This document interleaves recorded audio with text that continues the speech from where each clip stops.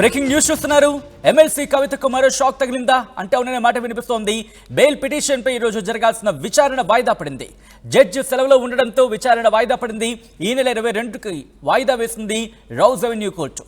ED కేసులో తనకు bail ఇవ్వాలని కోర్టులో పిటిషన్ దాఖలు చేశారు కవిత. అదే రోజు సిబిఐ కేసులోనూ కవిత బెయిల్ పిటిషన్ పై విచారణ ఉంది. ఏప్రిల్ 23 వరకు కూడా జ్యుడిషియల్ రిమాండ్లో ఉండబోతున్నారు కవిత. సో ఈ నేపథ్యంలో ఎందుకంటే ఇప్పటికే సిబిఐకి సంబంధించి కూడా అటు పిటిషన్ మూవ్ చేస్తున్నారు, ఈడీకి సంబంధించి కూడా పిటిషన్ మూవ్ చేస్తున్న పరిస్థితి ఉంది. కాబట్టి ఈ రోజు 16వ తారీఖుకి సంబంధించి విచారణ జరగాల్సి ఉంది, కానీ ఆ విచారణ జరగలేదు. ఈ నేపథ్యంలో ఏం జరగచ్చు అనే అంశానికి సంబంధించి మాత్రం ఉత్కంఠ కొనసాగుతోంది. బెయిల్ పిటిషన్ పై ఈ రోజు విచారణ జరగాల్సి ఉంది, కానీ వాయిదా పడింది. జడ్జి సెలవులో ఉండడంతో విచారణ వాయిదా పడింది. అప్డేట్స్ చేసుకుందాం. మా ప్రతినిధి రామకృష్ణ అప్డేట్స్ అందించేందుకు లైవ్ లో జాయిన్ అవుతున్నారు. రామకృష్ణ, 16వ తారీఖుకి సంబంధించి అంటే ఈ రోజు విచారణ జరగాల్సి ఉంటుంది. అట్ ద సేమ్ టైం 20వ తారీఖు కూడా ఒక విచారణ ఉంది. ఆ తర్వాత సిబిఐకి సంబంధించి కూడా సిబిఐ అంశంలో కూడా పిటిషన్ వేసినట్టుగా తెలుస్తోంది. సో ఏం జరగబోతోంది పిటిషన్కి సంబంధించి? ఈ మూడు అంశాలకు సంబంధించి కవిత ఎలా ముందుకెళ్తున్నారు లీగల్గా? వాస్తవానికి ఈ రోజు కవిత బెయిల్ పిటిషన్ పై మధ్యాహ్నం 2 గంటలకు విచారణ ఉండాల్సింది. మరి ఈ నేపథ్యంలో judge Rouse Avenue court, CBI court special judge Kaveri Baweja వేసవి సెలవులపై ఆమె వెళ్ళిపోయారు. మరి ఆమె ఈ నెల 23వ తేదీ వరకు కూడా లీవ్ లో ఉంటారు. ఈ నేపథ్యంలో 23వ తేదీన ఆమె వస్తారు. వచ్చిన తర్వాత కవిత పిటిషన్ పై విచారణ జరిగే అవకాశం అయితే నిజంగా కవిత ఒక షాక్ అనే చెప్పాలా. వాస్తవంగా చూసుకున్నట్టుగా అయితే లిక్కర్ స్కామ్ లో కవితను కింగ్ పిన్ గా భావిస్తున్న సిబిఐ ఆమెకు బెయిల్ ఇవ్వద్దు అంటూ కూడా మొదటి నుంచి కూడా వాదిస్తూనే వస్తుంది.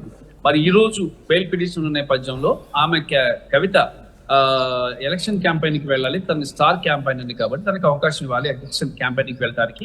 సో బెయిల్ ఇవ్వండి అని చెప్పి ఒక పిటిషన్ వేశారు. మరి ఈ పిటిషన్ తో బెయిల్ వచ్చే అవకాశాలు ఉన్నాయని కూడా న్యాయ నిపుణులు చెప్తున్న సందర్భంలో ఒక్కసారిగా జడ్జి లీవ్ మీద వెళ్ళిపోయారు. మరి జడ్జి లీవ్ మీద వెళ్ళిన నేపథ్యంలో ఇక కవితకు 23 దాకా ఆల్రెడీ రిమాండ్ లో ఉన్నారు కాబట్టి అప్పుడు దాకా ఉండాల్సి ఉంది 23 వరకు. మరి ఈ 22 గానీ లేదా 23 గానీ ఈ కేసుకు సంబంధించి విచారణ జరగనుంది. అంటే 22న విచారణ జరిగితే 23 బెయిల్ పిటిషన్ ఉంది కాబట్టి మళ్ళీ రెండింటిని కలిపి ఒకేసారి కూడా విచారించే అవకాశం, అంటే జ్యుడిషియల్ రిమాండ్ ఉంది కాబట్టి మరి అదే రోజు విచారించే అవకాశాలు ఉన్నాయని చెప్పేసి న్యాయ నిపుణులు చెప్తున్నారు. వాస్తవానికైతే ప్రస్తుతానికైతే ఈ కేసు ఈ నెల 22కి వాయిదా వేశారు. 22న బెయిల్ పిటిషన్ మీద విచారణ జరుగుతుంది. 23న జ్యుడిషియల్ రిమాండ్ ఉంది కాబట్టి మళ్ళీ కవితను కోర్టుకి తీసుకురావాల్సి వస్తుంది. అయితే 22 కానీ ఒకవేళ కానీ బెయిల్ పిటిషన్ లో బెయిల్ గానీ వచ్చినట్టుగా కవితకి 22నే రిలీజ్ చేసేస్తారు. 23 మీద ఆల్రెడీ జ్యుడిషియల్ రిమాండ్ ఉంది కాబట్టి 22న నైట్ ఆమెని రిలీజ్ చేసే అవకాశాలు అయితే ఉన్నాయి. అయితే ఇక్కడ సిబిఐ మళ్ళీ తన వాదనని ఎలా వినిపిస్తుంది? సిబిఐ గట్టిగా కానీ వాదనలు వినిపించి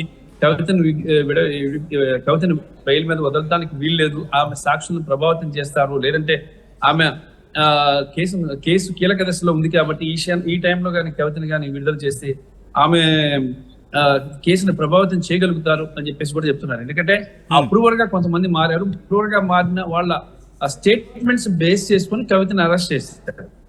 మరి దీని వల్ల అప్రూవర్ గా మారిన వాళ్ళని కూడా మార్చేస్తారేమో అని చెప్పేసి భయం అయితే సిబిఐ లో కూడా ఉంది.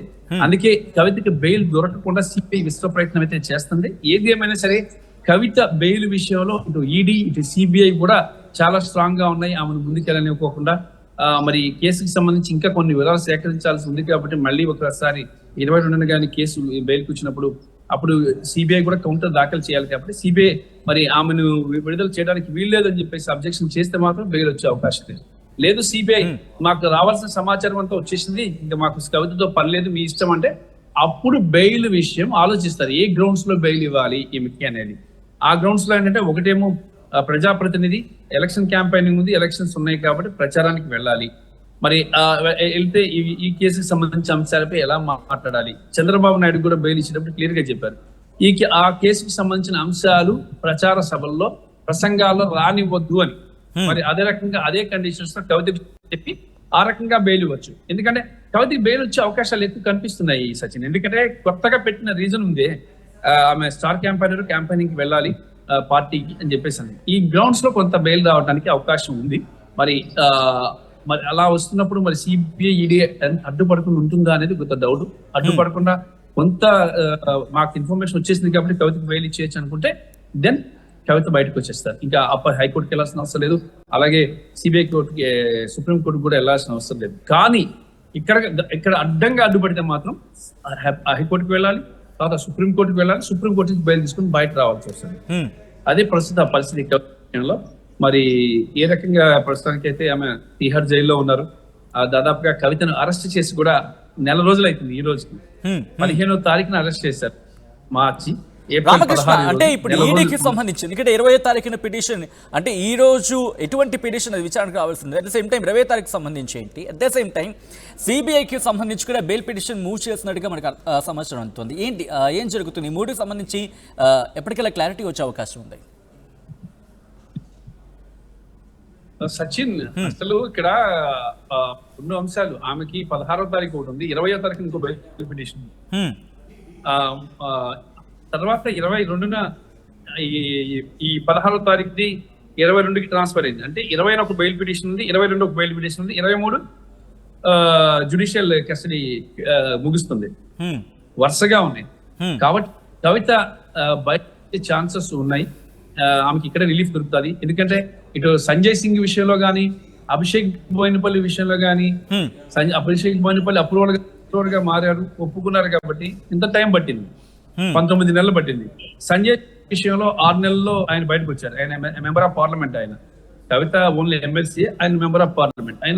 ఆయనకు 6 నెలలు పట్టింది. 6 నెలల తర్వాత ఆయన బెయిల్ మీద సుప్రీం కోర్టు రావాల్సి వచ్చింది.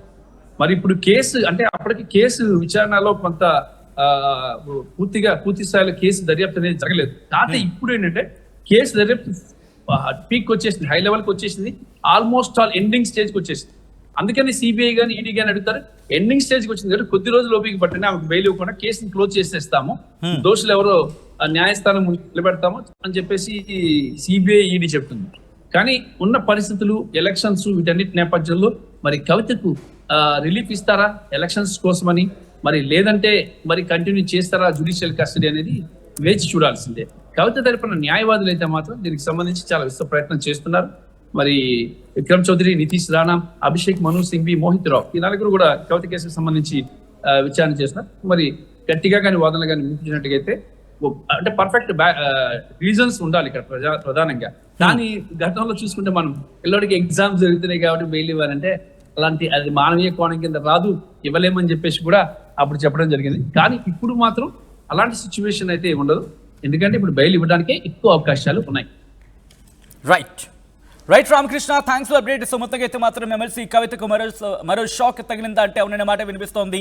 బెయిల్ పిటిషన్ పై ఈరోజు విచారణ జరగాల్సి ఉంది, కానీ జడ్జి సెలవులో ఉండడంతో విచారణ వాయిదా పడింది. ఈ నెల 22కి వాయిదా వేసింది రౌజ్ అవెన్యూ కోర్టు. ఈడీ కేసులో తనకు బెయిల్ ఇవ్వాలని కోర్టులో పిటిషన్ దాఖలు చేశారు కవిత. అదే రోజు సిబిఐ కేసులోనూ కవిత బెయిల్ పిటిషన్ పై విచారణ జరగబోతోంది. ఏప్రిల్ 23 వరకు కూడా జ్యుడిషియల్ రిమాండ్లో ఉండబోతున్నారు కవిత.